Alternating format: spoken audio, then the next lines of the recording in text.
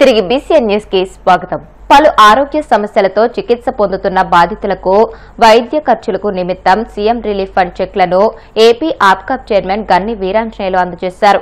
ఏలూరు జిల్లా భీమడోలు కార్యాలయం వద్ద 20 మందికి సీఎం సహాయ నిధి నుంచి మంజూరైన 12,89,138 విలువ చేసిన చెక్లను స్థానిక ప్రజాప్రతినిధులతో కలిసి గన్ని పంపిణీ చేశారు.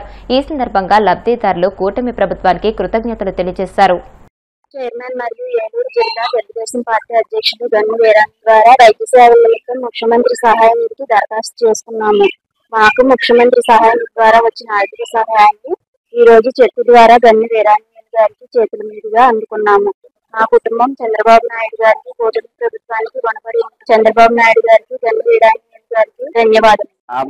చైర్మన్ మరియు ఏలూరు జిల్లా తెలుగుదేశం పార్టీ అధ్యక్షుడు గన్ని వీరాంజనేయులు గారి ద్వారా వైద్య సేవల నిమిత్తం ముఖ్యమంత్రి సహాయ నిధి దరఖాస్తు చేసుకున్నందుకు మాకు ముఖ్యమంత్రి సహాయ నిధి ద్వారా వచ్చే ఆర్థిక సాయం ఈ రోజు చెక్కు ద్వారా గన్ని వీరాంజనేయులు గారి చేతుల మీదుగా అందుకొని మా కుటుంబం చంద్రబాబు నాయుడు గారికి, కూటమి ప్రభుత్వానికి రుణం ఉంటుందని చంద్రబాబు నాయుడు గారికి, గన్ని వీరాంజనేయులు గారికి ధన్యవాదాలు.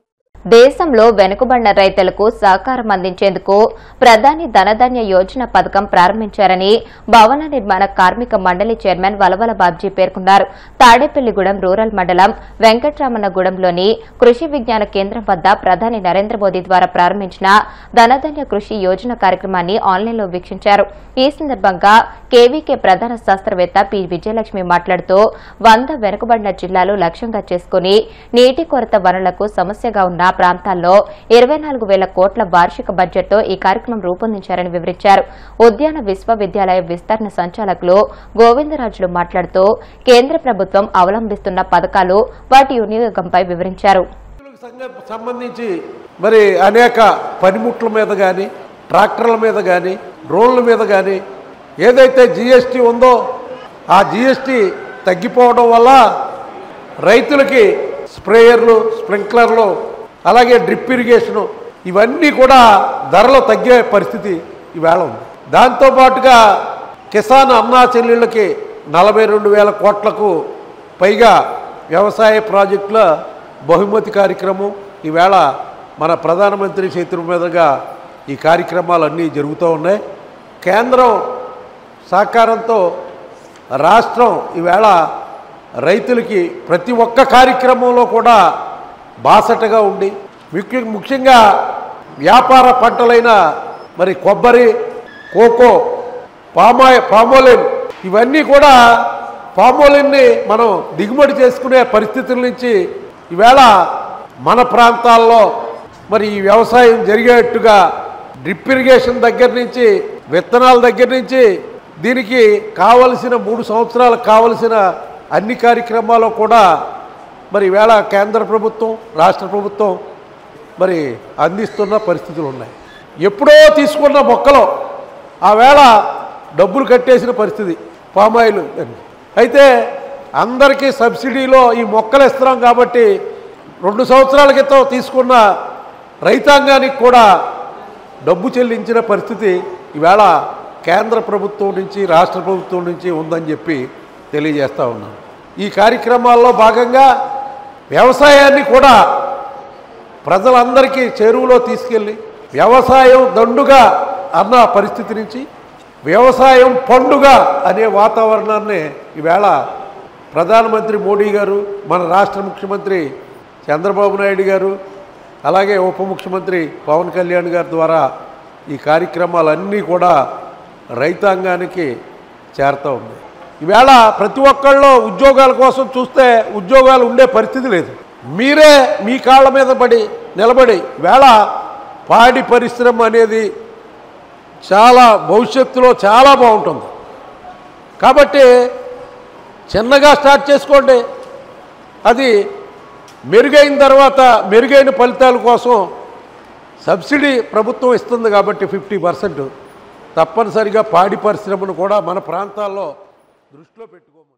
ప్రధానమంత్రి ధన్ ధాన్ యోజన అనే కార్యక్రమాన్ని గౌరవనీయులు ప్రధానమంత్రి నరేంద్ర మోడీ గారు ఢిల్లీలో ఈరోజు కార్యక్రమాన్ని ప్రారంభిస్తున్నారు. దాని లైవ్ కార్యక్రమం మన కృషి విజ్ఞాన కేంద్ర వెంకటరామనగూడెం డాక్టర్ వైఎస్ఆర్ హార్టికల్చర్ యూనివర్సిటీలో 400 మంది రైతులకి మేము దాన్ని ప్రత్యక్షంగా చూపిస్తున్నాము. ఈ కార్యక్రమం యొక్క ముఖ్య ఉద్దేశము ఏంటంటే 24,000 కోట్ల రూపాయలని 1.7 కోట్ల మంది రైతులకి లబ్ధిదారులుగా చేయటమే ఈ ప్రోగ్రాం యొక్క ముఖ్య ఉద్దేశము. దీనిలో ముఖ్యంగా పోషకాల లోపంతో ఉన్న మహిళలు, స్త్రీలు భారతదేశంలో లబ్ధి పొందాలని అపరాలు అంటే పప్పు దినుసులు, నూనె గింజల్ని సహజ పద్ధతిలో న్యాచురల్ ఫార్మింగ్ పద్ధతిలో సాగు చేయడానికి 6 సంవత్సరాల పాటు ఈ కార్యక్రమము 100 జిల్లాల్లో చేపట్టబోతున్నారు. ఈ కార్యక్రమం ద్వారా ఉద్యానము, వ్యవసాయము, చేపలు, కోళ్ల పెంపకాల ద్వారా రైతులకు ఆదాయం కల్పించడం దీని యొక్క ముఖ్య ఉద్దేశం. 24,000 కోట్ల రూపాయలని లబ్ధిదారులకు ఇవ్వటం ద్వారా వాళ్ళు వ్యవసాయమే కాకుండా వ్యవసాయ అనుబంధ రంగాల్లోనూ లాభాన్ని 20 నుంచి 30% లాభాలు పొందే విధంగా ఈ యొక్క కార్యక్రమం మనకి గౌరవనీయులు ప్రధానమంత్రి నరేంద్ర మోడీ గారు నిరూపించడం 11 సంవత్సరాల మోదీ పాలనలో విభజన హామీలు అమలు చేయకపోగా రాష్ట్రానికి, రాయలసీమకు తీవ్ర అన్యాయానికి ఒడిగట్టిన ప్రధాని ఈ నెల 16న జీఎస్టీ ఉత్సవ కార్యక్రమానికి హాజరవ్వడానికి కర్నూలుకు ఏ ముఖం పెట్టుకుని వస్తారని సిపిఐ జిల్లా కార్యదర్శి గాలిచంద్ర విమర్శించారు. కడప సిపిఐ కార్యాలయంలో ఆయన మాట్లాడుతూ నరేంద్ర మోదీ రాష్ట్రానికి ప్రత్యేక హోదా, రాయలసీమకు ప్రత్యేక ప్యాకేజీ, కడప ఉక్కు పరిశ్రమ, ఆర్థిక లోటు భర్తీ, పోలవరం పూర్తి వంటి అంశాలను పూర్తిగా పక్కన పెట్టారని ధ్వజమెత్తారు. రాష్ట్రానికి, రాయలసీమకు ఎలాంటి ప్రయోజనం చేకూర్చని ప్రధాని మోదీని చంద్రబాబు ప్రభుత్వం రాయలసీమకు ఆహ్వానించడం సిగ్గుచేటని అన్నారు. ప్రధానమంత్రి నరేంద్ర మోడీ గారు కర్నూలు జిల్లా ఓర్వకల్లు, నన్నూరు ప్రాంత పర్యటన సందర్భంగా ప్రధానంగా జీఎస్టీ తగ్గించడం వల్ల వచ్చినటువంటి బెనిఫిట్స్ పైన ఉత్సవ కార్యక్రమాన్ని ప్రారంభించడానికి వస్తున్నటువంటి నరేంద్ర మోడీ గారిని ఈ సందర్భంగా భారత కమ్యూనిస్ట్ పార్టీ ప్రశ్నించదలుచుకుంది. 11 సంవత్సరాల మీ పరిపాలనలో ఆంధ్రప్రదేశ్ రాష్ట్రానికి మీరేమైనా ఏ విధమైనటువంటి సహాయం అందించారు, ఏ విధంగా సమగ్రాభివృద్ధికి నిధులు కేటాయించారని చెప్పి ప్రశ్నించదలుచుకున్నాం. రాష్ట్ర విభజనకు ముందు ప్రతిపక్షంలో ఉన్నటువంటి మీరు ముఖ్యంగా రాష్ట్రానికి సంబంధించినటువంటి విభజన సందర్భంగా అనేక డిమాండ్లను మీరు సమర్థించారు. అందులో ప్రధానమైనటువంటిది రాష్ట్రానికి ప్రత్యేక హోదా, వెనుకబడినటువంటి రాయలసీమ, ఉత్తరాంధ్రలకు ప్రత్యేక ప్యాకేజీ, జాతీయ హోదా కలిగినటువంటి పోలవరం ప్రాజెక్టు పూర్తి, అమరావతి నిర్మాణానికి నిధుల కేటాయింపు, ఆర్థిక లోటు భర్తీ, విద్యా వైద్య రంగాలకు సంబంధించినటువంటి అంశాలకు సంబంధించిన నిర్దిష్టమైనటువంటి అమలు అంశంలో ఒక్కటంటే ఒక్కటి కూడా అమలు చేసినటువంటి దాఖలాలు లేవు. పైగా ఇవాళ నీటి పారుదల ప్రాజెక్టుల విషయంలో బచావత్ ట్రిబ్యునల్ తీర్పు ప్రకారం కేటాయింపులు కాకుండా బచావత్ ట్రిబ్యునల్ తీర్పు ప్రకారము ఉమ్మడి ఆంధ్రప్రదేశ్లో ప్రాజెక్టుల వారీగా కేటాయించినటువంటి నీటిలో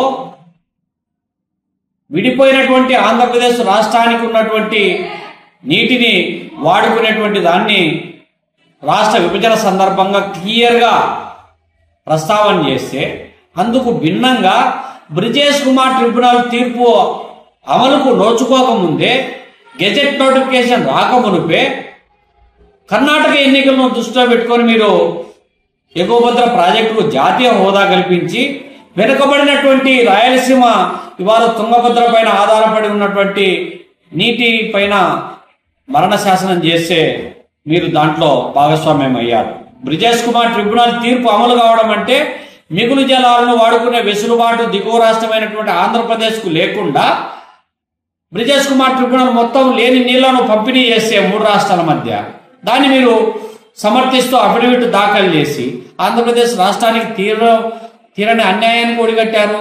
పైగా ఏమి ఇవాళ బచావత్ ట్రిబ్యునల్ తీర్పు ఏదైతే నీటి కేటాయింపులు చేసిందో ఆ నీటి కేటాయింపులను పునఃసమీక్ష చేయడానికి ఏ ట్రిబ్యునల్ అయితే రాష్ట్రానికి అన్యాయం చేయడానికి ప్రయత్నం చేసిందో అదే బ్రిజేష్ కుమార్ ట్రిబ్యునల్కు మళ్ళా మీరు రీకాన్స్టిట్యూట్ చేశారు. అంటే నీటి విషయంలో రాష్ట్రానికి ఎనలేనటువంటి అన్యాయానికి ఒడిగట్టినటువంటి మీరు రాయలసీమ పర్యటనకు వస్తూ ఉన్నారు. మరి కర్నూలులో మీ పార్టీ అధినాయకత్వం ఏర్పాటు చేసినటువంటి సమావేశాలలో కర్నూలు డిక్లరేషన్ అని చెప్పి ఒకటి ప్రకటించారు. అందులో వెనుకబడినటువంటి రాయలసీమకు సంబంధించినటువంటి దాంట్లో నీటి కేటాయింపుల విషయంలో ఈ గాలేరు నగరి, హంద్రీనివా, తెలుగంగ, కేసీ కెనాలు ఈ ప్రాజెక్టులన్నిటికీ దాదాపు 250 టీఎంసీల నీళ్లను మీరు నికర జలాలుగా కేటాయించాలని చెప్పి నాడు గొప్పగా ప్రకటించారు. ఇప్పటికీ అమలుకు నోచుకునిందా? లేదు. ఇవాళ రాష్ట్ర విడిపోయిన తర్వాత రాష్ట్ర రాజధాని నిర్మాణం మొదలుకొని, రాష్ట్ర రాజధాని ఏర్పాటు మొదలుకొని, హైకోర్టు బెంచి మొదలుకొని, గవర్నరు తాత్కాలికమైనటువంటి భవనాలు ఏర్పాటు చేసే వరకు కర్నూలు రాయలసీమలో పెట్టాలని చెప్పి మీరు అడిగింది. ఒక్కటైనా అమలుకు నోచుకునిందా? కానీ నోచుకోలేదు. వార్తలు ముగించే ముందు ముఖ్యాంశాలు మరొకసారి. నెల్లూరులో స్మార్ట్ స్ట్రీట్ వెండింగ్ మార్కెట్ ప్రారంభం. 7 కోట్లతో అత్యాధునికంగా ఏర్పాటు చేసిన స్మార్ట్ కంటైనర్ షాపులను వర్చువల్ గా ప్రారంభించిన సీఎం. బొత్స మాటలను బట్టి ఆయనకు జగన్ వల్లే ప్రాణహాని ఉందనిపిస్తుందన్న టీడీపీ రాష్ట్ర అధ్యక్షుడు పల్లా. అవసరమైతే ప్రభుత్వ భద్రత కల్పిస్తామని హామీ. రాష్ట్రంలో అసలు మద్యానికి నకిలీ మద్యానికి తేడా కనుక్కోలేని పరిస్థితి నెలకొంది. తీవ్ర స్థాయిలో విమర్శలు గుప్పించిన వైసీపీ మాజీ ఎమ్మెల్యే రాజమల్లి శివప్రసాద్ రెడ్డి.